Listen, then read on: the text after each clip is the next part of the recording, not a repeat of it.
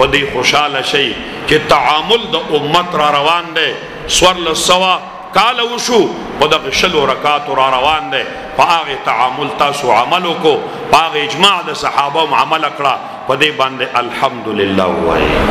دویم سنت قرآن ځان له اوریدل دا ځان له سنت دی مؤکده سنت دی پدی تعامل د امت را روان دی سورل سوا کالا پاغه وخنا اجماع د امت را روانه ده دا د دې قاری سے وی تاسو واوریدو د هر حرف په بدله کې پیغمبر علیہ السلام فرمای ویون کیتا یونی کیدا اوریدون کیتا دو دی بل حدیث کی راضی یو حرف د قرآن چې څوک واوري سل نه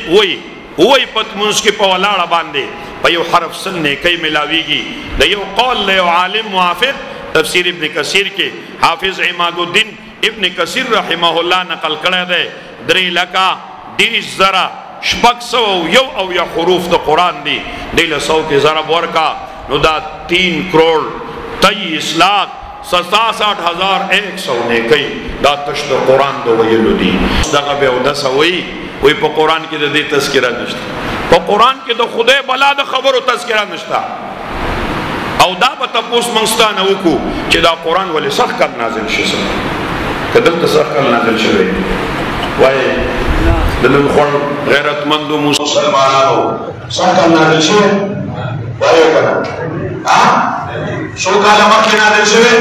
سوالستي شو کاله وشو نن دې څنګه په دې کار کې تراویح څه دوچته شو تیر کال په څه تراویح نه وي او په هغه کې تیر کال تا خاطا او خبرې لګي دار وي او دا پاتا پر لږ زمان په خیال ټي ډي د سیوا وا ټي ډي سیوا واسطه زما خدای دا راځي بیا دا مو ته پریږدو دا ما چې کوم استاد تا چې کوم استاد نه سبق ویل دی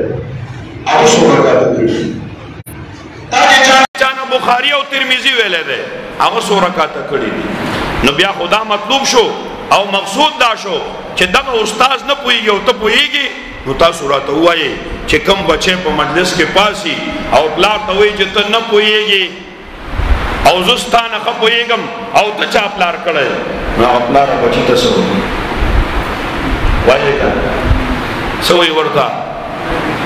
نو دغه استادان چې قیامت کې وایي چې مون خدا ویلیو تا دا ویلیو ته په کوم سترګو مونږ ته ځان ته استادای نسبت کې دا خبره و بیٹی کی تاسو نه ته پوښتنه ځکه حضور علیہ السلام فرمایل او زما امتیانو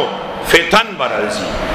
یو پسې بل راځي پیغمبر علیہ السلام مثال بیان کړه علما ناشتي حضور علیہ السلام فرمایي دون زر بنا فتنی راځي دون ډېرې برازي لکه څنګه چې د یوې خزي په غاړه باندې هار دی پاغې کې ملغلرې پیرلې شوي امیل دی یو 2.5 سوه ملغلرې دي پکې او د هغې تار سر وشلیږي او څونه زر د دینه دا یوه مشکڼه راغورځېږي دغه رنګې پیغمبر علیه السلام فرمایي په قور د قیامت کې به فتنې دونه ډېرې راځي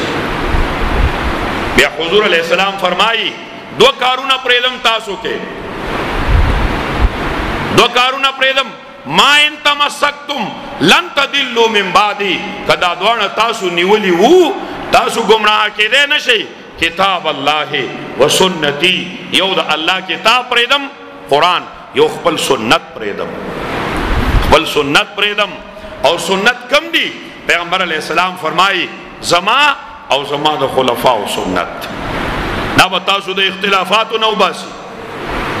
دا به تاسو د اختلافاتو نه وباسي امام ابن ماجہ امام ترمذی امام ابی حنیفہ او صحیح ابن حبان کے ابن حبان دے سلور وانو ائمو دا حدیث نقل کرے دے پیغمبر علیہ السلام فرمائی اقتدو باللذین من بعدی ابی بکر و عمرہ زمانہ پس تاسو کا اقتداء اکڑا تاسو و نگم راہ کے گئی اگا ابو بکر دے و عمر دے او صحیح ابن حبان چے دا حدیث نقل کئی پیغمبر علیہ السلام فرمائی دا سے مجلس کے ابو بکر صاحب ناستو دا سے حضرت عمر صاحب ناستو پیغمبر علیہ السلام دولو صحابہ توئی دا سے اقتدو باللذین من بعدی و اشار الى ابی بکر و عمرہ دا ابو بکر صاحب و دا عمر صاحب